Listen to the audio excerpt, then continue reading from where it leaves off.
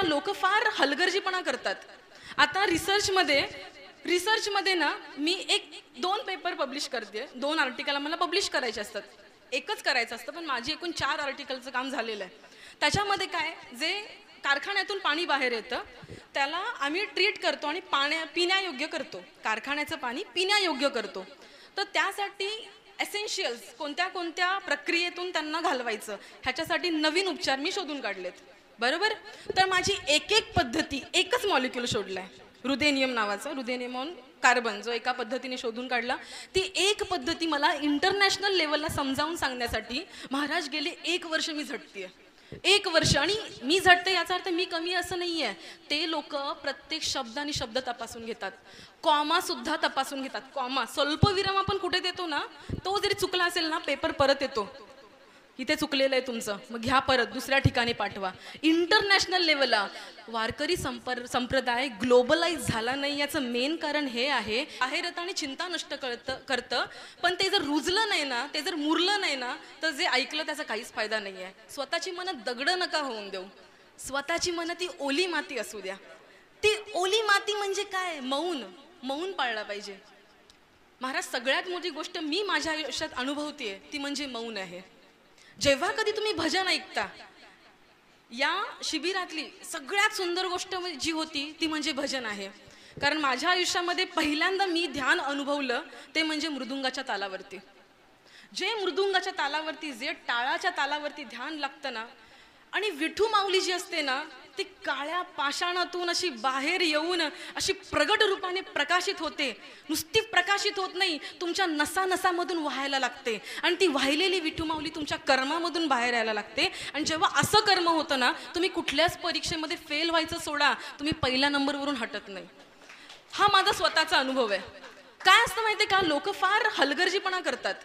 आता रिसर्चमध्ये ना मी एक 2 पेपर पब्लिश करते, 2 आर्टिकल आम्हाला पब्लिश करायचे असतात. एकच करायचं असतं, पण माझी एकूण 4 आर्टिकलचं काम झालेलं आहे. त्याच्यामध्ये काय, जे कारखान्यातून पाणी बाहेर येतं त्याला आम्ही ट्रीट करतो आणि पिण्यायोग्य करतो. कारखान्याचं पाणी पिण्यायोग्य करतो. तर त्यासाठी एसेन्शियल्स कोणत्या कोणत्या प्रक्रियेतून त्यांना घालवायचं ह्याच्यासाठी नवीन उपचार मी शोधून काढलेत. बरोबर. तर माझी एक पद्धती, एकच मॉलिक्यूल शोधलाय, रुदेनियम नावाचा, रुदेनियम ऑन कार्बन, जो एका पद्धतीने शोधून काढला. ती एक पद्धती मला इंटरनॅशनल लेवलला समजावून सांगण्यासाठी महाराज गेले 1 वर्ष मी झटतेय. 1 वर्ष. आणि मी झटते याचा अर्थ मी कमी असं नाहीये. ते लोक प्रत्येक शब्द आणि शब्द तपासून घेतात, कॉमा सुद्धा तपासून घेतात. कॉमा, स्वल्पविराम आपण कुठे देतो ना, तो जरी चुकला असेल ना, पेपर परत येतो, इथे चुकलेलं आहे तुमचं, मग घ्या परत, दुसऱ्या ठिकाणी पाठवा. इंटरनॅशनल लेवलला वारकरी संप्रदाय ग्लोबलाइज झाला नाही याचं मेन कारण हे आहे की आपण इथल्या संतांच्या स्वल्पविरामांना नीट समजून नाही घेतलं. इथल्या संतांचे स्वल्पविराम समजले नाही तर शब्द आणि अक्षर समजणं दूरची गोष्ट आहे. तिथे इंटरनॅशनल लेवलला साधा 1 पेपर पब्लिश करायचा असेल तर मला एवढं स्ट्रगल करावं लागतं. आपण देव नावाची कन्सेप्ट इतक्या इझिली कोणाकडूनही ऐकतो आणि हा बाबा असाच असेल, वा वा तो मला असं देईल, वा वा मला मुलगा देईल, माझाच मुलगा मोठा छान ऑफिसर होईल, माझीच सून एकदम गौरीसारखी असेल बरं का, तोच तो देव बरं का. अरे काय आहे, भाजीपाला आहे का? 10 रुपयाची जुडी 20 रुपयाची घेतली की आम्ही हायफाय आणि स्टँडर्ड, तसं आम्ही बालाजीचा घेतला की आम्ही हायफाय आणि स्टँडर्ड, असं आहे का काही? देवाची कन्सेप्ट घेताना सुद्धा ना तुम्ही चोखंदळ राहिलं पाहिजे. नवीन इश्यू काढतात, कीर्तनकार लोक पैसे घेतात, ते पैसे घेतात मग तुम्हाला देताना नाहीये का शब्द अक्कल, देताना नाहीये का तुम्हाला? कोणाला द्यावेत हे तुम्हाला कळलं पाहिजे, कोणाला बोलवलं पाहिजे हे तुम्हाला कळलं पाहिजे. तो वादग्रस्त विषय आहे, एवढा वादग्रस्त नाहीये. मनात एकदा झाकून बघा, कळेल की कोणाचा ऐकल्यावरती आपल्याला वरवरून बरं वाटतं आणि कोणाचा ऐकल्यावरती खरी आत्म्याला संतुष्टी मिळते. हे आपलं आपण चोखंदळून पाहिलं पाहिजे आणि मग तुम्ही कीर्तनकारही निवडा. आणि हे मी कीर्तनकाराच्या भूमिकेतून सांगत नाहीये, एक डॉक्टर नीलमताई पाचुपते म्हणून सांगतेय. कारण मला हरिभक्त परायण म्हणून ते बोलण्याचा अधिकार नाहीये, पण डॉक्टर म्हणून बोलण्याचा मला अधिकार आहे. कारण माझ्या संप्रदायाबद्दल जे बोललं जातं किंवा माझ्या संप्रदायाबद्दल जी देवाची भूमिका किंवा मूर्ती जे स्वरूप मांडलं जातं ते चुकीच्या स्वरूपातलं आहे. कारण चुकीची लोक चुकीचं ऐकतात, चुकीचं बोलतात, चुकीचं बिंबवून देतात. त्यामुळे त्यांची चुकी काहीच नाहीये. चुकी कोणाची आहे? आपली आहे. बरोबर आहे की नाही? चुकी कोणाची आहे? आपली आहे. त्यामुळे काय आहे, मला तुम्हा सगळ्यांना कॉंग्रॅच्युलेट करायचं आहे, तुम्हा सगळ्यांचं अभिनंदन करायचं आहे की तुम्ही इतका छान विचार केला की खरंच तुम्ही मानलं की ध्यान हे गरजेचं आहे. जेव्हा मी ध्यानाचा विषय काढला ना महाराज, मला नाव नाही घेऊ शकत, मला लोकांनी असं सांगितलं की आपला मार्ग आहे ना भक्तीचा मार्ग आहे, ज्ञान मार्ग आपला नाही आहे. आता ध्यान मार्ग हा ज्ञान मार्ग आहे हे त्यांनी कसं समजलं हे मला माहीत नाही, आणि ते त्यांना मी समजावून सांगावं एवढी म्हणजे पात्रता ही मुद्दा नाही आहे इथे, इगो अहंकार हा मुद्दा आहे इथे. त्यामुळे जिथे ऐकत नाही ना तिथे आपण जात नाही, भानगडीत नाही पडायचं. होऊ दे, करा, दुसरं करायचं काय, बरोबर आहे की नाही? काही वेळानंतर ऐकायला लागतील, काही वेळानंतर तरी ऐकायला लागतील ना. माऊलीची कृपा, त्याला जर वाटत असेल की त्यांनी ऐकावं, हीच कन्सेप्ट त्याची बरोबर आहे, तर सगळे ऐकायला लागतील. I want to congratulate you all for what, की तुम्ही ध्यान मार्गाला आला. काय असतं माहितीये का, देवाचं सगुण रूप, देवाचं सगुण रूप हा इथे पूर्ण हॉल आहे, बरोबर आहे? दरवाजातून आत यावं लागतं, दरवाजा नसेल तर आत कसं येणार, बरोबर आहे ना? दरवाजा नसेल तर आत कसं येणार? तसं देवाला समजून घ्यायचं असतं, देवाचं व्हायचं असतं, देवावर प्रेम करायचं असतं. पण जर ही मूर्ती नसणार तर त्या निर्गुण रूपामध्ये प्रवेश कसा करणार? कळतंय ना? शब्द ऐका, वाक्य ऐका, मनावर बिंबवून घेऊन जा. आणि हे सगळं वाचून नाही आलेलं आहे, हे मी काही नाही, गेली 7-8 वर्ष मी अनुभवते माझ्या वयाच्या ह्याच्यानुसार. आता त्याच्या मागच्या जन्मातलं मला माहीत नाही, गेली 7-8 वर्ष मी हे अनुभवते की सगुण रूप काय असतं आणि निर्गुण रूप काय असतं. कुठेतरी आपण फुलं वाहिल्यानंतर, याचा अर्थ मूर्तीपूजा करायची नाही असं नाही, रोज मूर्तीपूजा केलीच पाहिजे, रोज मूर्तीपूजा केलीच पाहिजे. कुठेतरी फुलं वाहून झाल्यानंतर डोळे बंद करून त्या मूर्तीच्याही पलीकडे आपल्यात ते तत्व अनुभवणं, येणे नाम ध्यान, याला ध्यान असं म्हणतात. ध्यान कशावर करायचं तर महाराजांनी गेले 3 दिवस तुम्हाला भजनातून ध्यान सांगितलंय.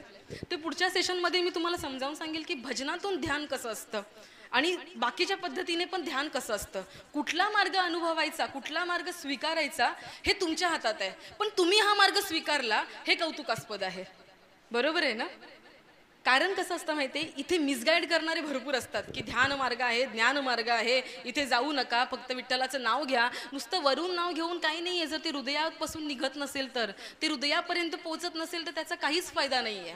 सो ते घेणं महत्त्वाचं आहे. सो तुम्ही खूप छान पाऊल उचललं आहे इथे येण्याचं आणि हा ध्यान मार्ग अनुभवण्याचं. सो जे काही माझं पुढचं आहे, पुढचे भरपूर मोठे मोठे मुद्दे आहेत, तर मी महाराजांना मागणी करेन पुढचा वेळ मला जरा जास्त द्या, जेणेकरून मी जास्तीत जास्त इतक्या छान लोकांशी संवाद साधू शकते. आणि खूप छान रीतीने तुम्ही ऐकता, याच्यावरून तुम्ही आधीचं किती छान ऐकलं असेल हे मला ऐकू येते. इट्स रिअली नाईस, तुमची खूप छान साधना चालली आहे आणि ही अशीच आपण चालू ठेवूया. आजचा थोडा वेळ, दिवसातला थोडा वेळ मी इथे आहे, आपण नक्कीच कम्युनिकेट करूया. धन्यवाद. रामकृष्ण हरी. गणाधीश जो ईश सर्वा गुणांचा, मुळारंभ आरंभ तो निर्गुणांचा. नमो शारदा मूळ चत्वार वाचा, गमो पंथ आनंद या राघवाचा. जय जय रघुवीर समर्थ. मूकं करोति वाचालं पंगुं लंघयते गिरिं, यत्कृपातमहं वन्दे परमानंदमाधवं. जयांचे केलिया स्मरण, होय सकळ विद्यांचे अधिकरण. तेची वंदू श्रीचरण श्री गुरूंचे, ते नमस्कारोनी आता. रामकृष्ण हरी. पुन्हा एकदा बोलू का? ओम वगैरे बोलायचं 3 वेळा होऊन जाऊ द्या का 5 वेळा? 5 वेळा. Very good. ओम नाही, औम, AUM, अ-उ-म.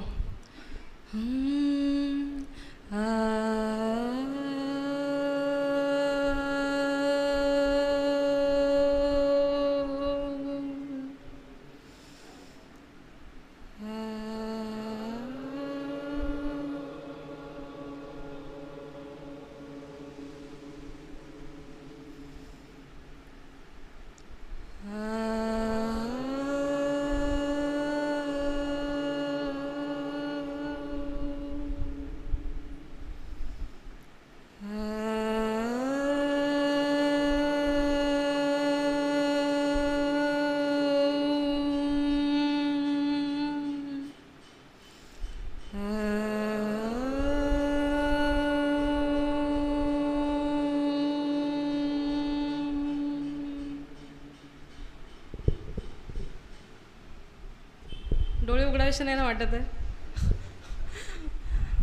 असं सकाळी विषय आपण जिथे संपवला होता सो तिथूनच सुरुवात करूया. पण मध्ये बऱ्याच काही घटना घडल्या. सो असं होत नाही की एखादी घटना माझ्या मनामध्ये काही कशाचं तरी स्फुल्लिंग देऊन जात नाही, असं कधी होत नाही. त्यामुळे जे संगीत आपण ऐकलं त्याच्याबद्दल थोडंसं बोलून मी पुढे जाईन.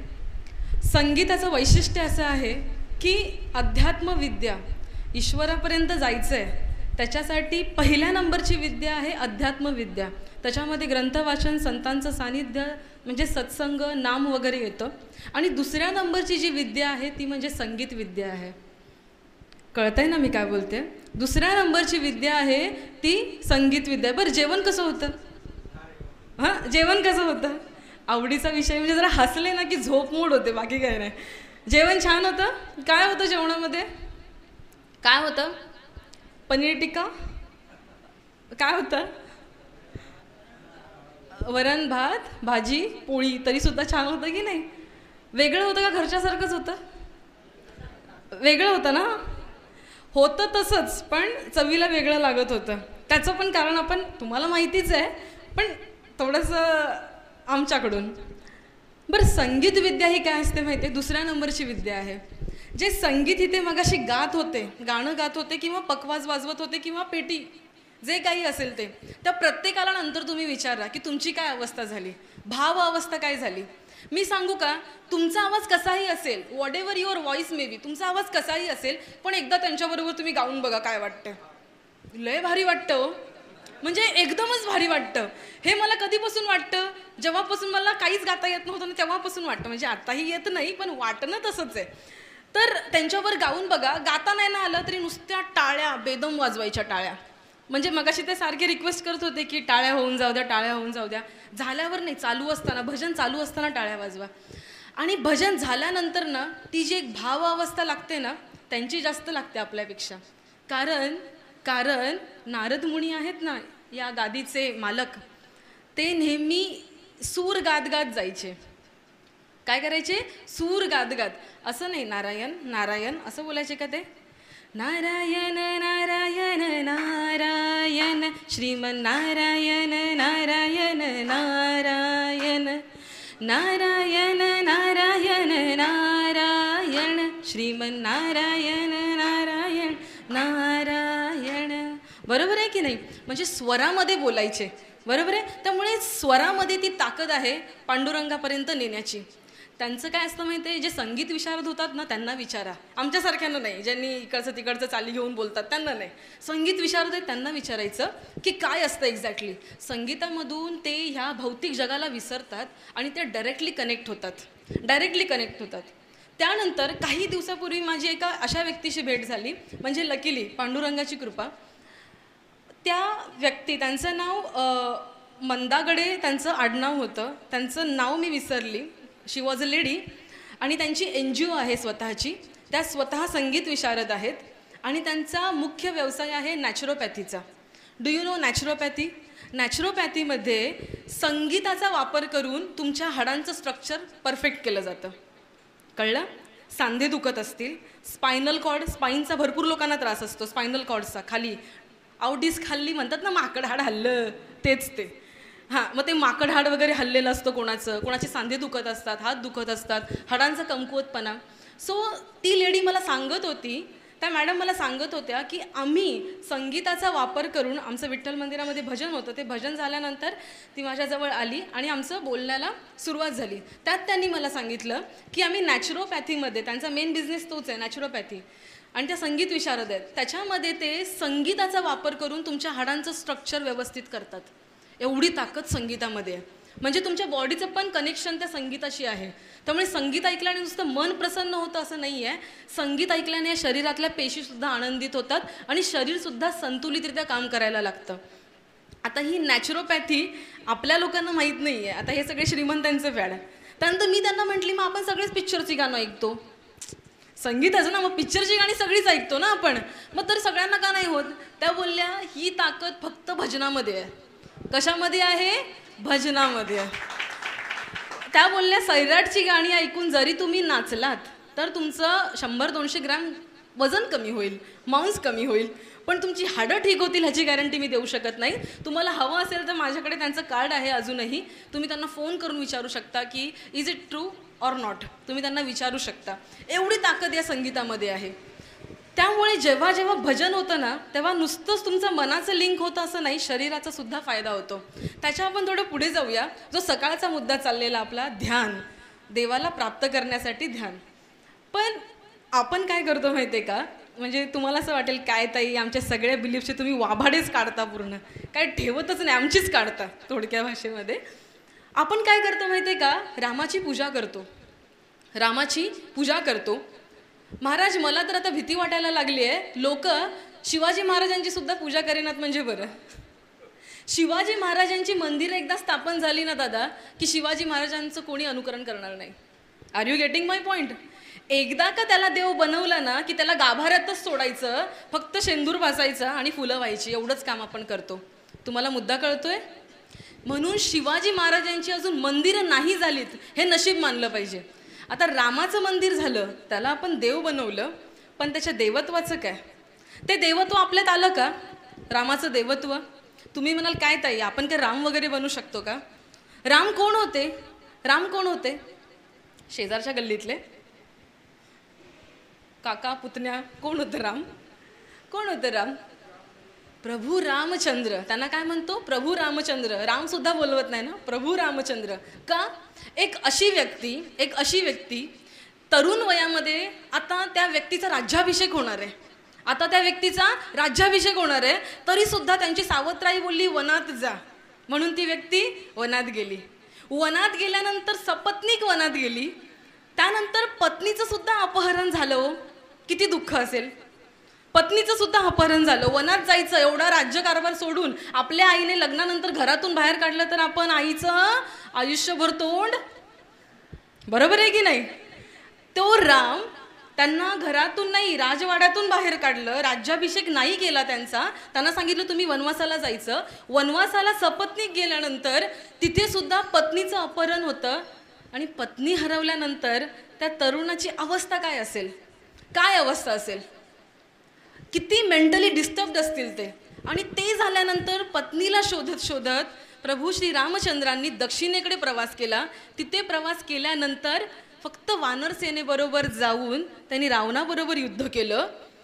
एवढं करून सुद्धा परत आले. परत आल्यानंतर सुद्धा ते राज्यगादीवरती इझिली बसले का? आग्रह आपल्या जागी, त्यांच्या जागी आपण असतो तर, त्यांच्या जागी आपण असतो तर काय? का प्रभू श्री रामचंद्रांची पूजा करायची? आपलं काय झालंय माहिती आहे का, आपल्याला कोणीतरी सांगितलं इथे मंदिर आहे, मंदिरामध्ये कीर्तन होतं, कीर्तन प्रवचन होतं, तसं वागायचं, बस एवढंच कळतं आपल्याला. का वागायचं हे कळत नाही, आणि त्याच्यामुळे आपलं वागणं कधी परिपूर्ण होऊच शकत नाही. कळतोय तुम्हाला मुद्दा? हे खरं तत्व आहे. आपण देवाचं दैवत्व समजून घेत नाही, आणि दैवत्व हे नुसतं पूजा करण्यासाठी नसतं. ऐकताय ना? ही पहिल्यांदा तुम्ही फिलॉसॉफी ऐकत असाल की देवाचं देवत्व नुसतं पूजा करण्यासाठी नसतं. रामाचा एखाद तरी गुण असावा ना आपल्यामध्ये, सत्यवचनी, एकबाणी असावा ना, एक तरी गुण आपल्यामध्ये असावा.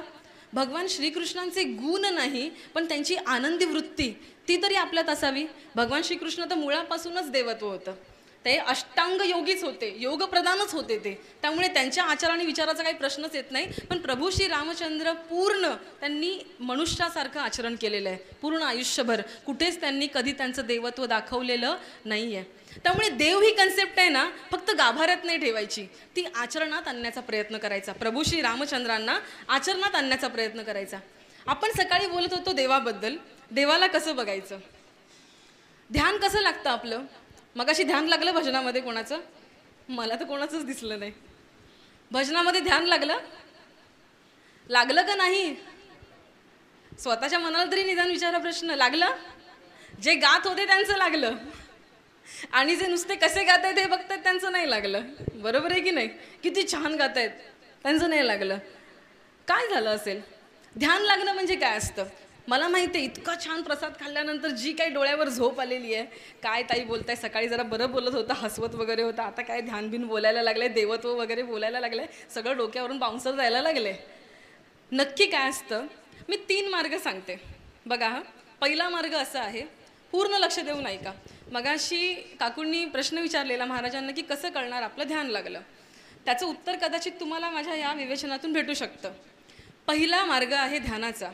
जेव्हा तुम्ही ध्यानाला बसता, आता या प्रकारामध्ये तुम्ही सगळं विसरून जा. आधी ऐकलेलं आहे ना, पाठी तुमची थोड्या वेळासाठी कोरी करा. जेव्हा तुम्ही ध्यानाला बसता तेव्हा शांत बसायचं. पाठीचं पोश्चर ताठ बसायचं. पाठ ताठ राहिली पाहिजे, टेकून नाही बसायचं, ताठ राहिली पाहिजे.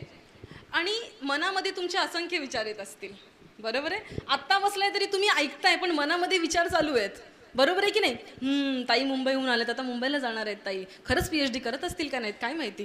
हां, यांचे यजमान जेवण पण वाढत होते, म्हणजे नक्की काय बाबा यांचं वागणं लय भारी चाललेलं आहे बाबा सगळं, बरोबर आहे की नाही. बरोबर आहे की नाही. माझ्याबद्दल सोडा, हां जगन्नाथ महाराज किती छान बोलतात ना, वा वा क्या बात आहे. ताई ठीक बोलतायत. कंपॅरिझन, मी माझ्या बाजूने काही विकार नाही आहे. ही इज ग्रेट, पण तुमच्या मनामध्ये कंपॅरिझन चालू आहे, बरोबर आहे की नाही. अहो साधं आपण शेजारणीच्या घरी आणलेली साडी जरी बघितली ना तरी कंपॅरिझन सुरू होतं. अरे बापरे, पिवळ्याच रंगाची आहे, माझी पण पिवळ्याच रंगाची, पण तिची 2000ची आहे, माझी 1500ची आहे. बापरे, तिच्यावरती जरदोशी वर्क आहे, माझ्यावरती तर फक्त मनीच आहेत, बरोबर आहे की नाही. तसं आत्ता तुम्ही ऐकताय, पण मनामध्ये, अंतर्मनामध्ये असंख्य विचारांचं काहूर माजलेलं आहे. तुम्हाला ऐकू येतंय का ते? तुम्हाला ऐकू येतंय का ते? महाराज, मी खूप सुंदर पुस्तक वाचलेलं होतं, अंतरीचा मागोवा म्हणून. त्याच्यामध्ये शंकरजी स्वामी महाराज तुम्हाला माहिती असतील. शंकरजी स्वामी जे नेहमी असे पाय घेऊन बसलेले असतात, डोळे मोठे मोठे, येस, द डिवाइन पर्सन, ते त्यांचे गुरु होते. अंतरीचा मागोवा लिहिणारा ऑथर एक IAS ऑफिसर होता, नास्तिक माणूस. आयुष्यात त्यांनी कधीच देवावरती विश्वास नाही ठेवला, कधीच विश्वास नाही ठेवला. पण त्यांना जेव्हा ते ड्युटीला जॉईन झाले, IAS ऑफिसरच्या ड्युटीला जॉईन झाले, एक 10 वर्षानंतरचा स्पॅन गेल्यानंतर त्यांना ते सद्गुरू स्वतः भेटायला आले. हाताला धरून ते त्यांना हिमालयात घेऊन गेले. आणि तो जो त्यांचा प्रवास होता ना काही वर्षांचा सद्गुरू बरोबरचा, म्हणजे सद्गुरू वॉज कन्व्हिन्सिंग हिम. सद्गुरू त्यांना सांगत होता की तू चल माझ्याबरोबर, कारण तुझं मन तुझं शुद्ध आहे, तू चल माझ्याबरोबर, तुझा जन्म याच्यासाठी झालाय. आणि ते स्वतः काय बोलत होते की मी नाही येणार, माझा याच्यावरती विश्वास नाही. पण सद्गुरूंनी अशा घटना घडवल्या, त्याच्यामध्ये वर्णन केलं आहे. मला स्वतः दत्त स्वामी भेटले आणि दत्त महाराज माझा हात धरून मला पुढे घेऊन गेले. सद्गुरू मला दत्त महाराजांपर्यंत घेऊन गेले, पुढे दत्त महाराज मला हिमालयापर्यंत घेऊन गेले. आणि त्यांनी लिहिलेली रोजनिशी डायरी ती त्यांनी त्यांच्या मित्राजवळ दिली आणि ती रोजनिशी पब्लिश झाली आहे. तिचं नाव आहे अंतरीचा मागोवा. कधी भेटलं तर पुस्तक वाचा, अंतरीचा मागोवा. त्यामध्ये त्यांनी सगळ्यात बेसिक प्रिन्सिपल सांगितलं आहे मेडिटेशनचा, की तुम्ही बसले आहात, तुम्ही काम करता आहात किंवा बसले आहात, तुमचं एक बहिर्मन आहे, एक अंतर्मन आहे. बाहेरचं मन तुमचं बाहेरचं काम करतंय. हां ताई छान बोलतायत, पण आतमध्ये कुठेतरी संसाराबद्दल काहीतरी अडलं असेल, कुठेतरी अडलं असेल की नाही माझ्या मुलीची परीक्षा आहे, छोट्या मुलीची परीक्षा आहे, माझ्या आतमध्ये कुठेतरी विचार चालू असतील. तर प्रत्येक क्षणी आपण काय केलं पाहिजे, त्या बाहेरच्या मनाने आतल्या मनाचं ऑब्झर्वेशन केलं पाहिजे की तू काय करतोयस, काय चाललंय तुझं, तू काय करतोयस.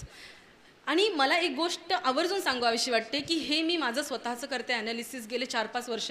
आणि आत्ता मला जरा जरी मनामध्ये, तुम्हाला राग काय येतो माहिती आहे, राग येतो म्हणजे नक्की काय येतं, कपाळाला आठ्या पडतात. काय लोकांना तर असा राग येतो, म्हणजे फक्त बाह्यदर्शनावरून तुम्ही सांगू शकत नाही राग आलाय. राग येतो म्हणजे काय येतं, नीट ऐका हां, बघा पटतंय का तुम्हाला. मनामध्ये कुठेतरी हिचकिचाहट असते, असं आखडून खेचून धरल्यासारखं वाटतं मनामध्ये. बघा हां, तुम्ही नंतर हे ऑब्झर्व करा. हे शब्द माझे असले तरी नंतर तुम्ही यांचा अनुभव घ्या की मनामध्ये कुठेतरी खेचल्यासारखं वाटतं, कोणीतरी असं ओढून धरल्यासारखं वाटतं. जेव्हा तुमच्या मनाला असं वाटतं ना, तेव्हा बाहेरच्या मनाने काय करायचं, आतल्या मनाला विचारायचं काय झालं तुला का खेचल्यासारखं वाटतंय, तुला का खेचल्यासारखं. आणि लिटरली हे मी अनुभवते माझ्या आयुष्यामध्ये. एक तरी छोटीशी घटना झाली ना, मनाला अब्जूकपणे लागून जाते, आपल्याही न कळत. आपल्यालाही वाटत नाही, शेजारीन दिसते आपल्याला, तेच उदाहरण घेते कारण आमच्या जरा जवळचं आहे म्हणून बरं का. आपल्याला शेजारीन दिसते, तिची साडी आहे 3000ची, पण आपली कमी नाही, आपली पण 2500ची आहे. पण तरी सुद्धा पुढे गेल्यावरती आपण उगाच मुलीवर चिडतो, चल ना ग सरळ, कळत नाही का तुला, म्हणजे तिच्यावर चिडतो आपण. तो राग आपण तिच्यावर काढलेला आहे, कळतंय ना तुम्हाला. ती हिचकिचाहट आपल्याला कुठून आले, लगेच मनात विचार करायचा, तू रागावलीस का, रागावलीस, विचार कर जरा. अरे हां, मला तसं दिसलं. मग लगेच अध्यात्म काय सांगतं, दुसऱ्यांच्या चांगल्यावरती जो आनंदी होतो तो खरा आध्यात्मिक माणूस आहे, बरोबर आहे की नाही. मग ते अध्यात्म त्यावेळेस मग शिरलं पाहिजे आतमध्ये. याला म्हणतात अंतरीचा मागोवा.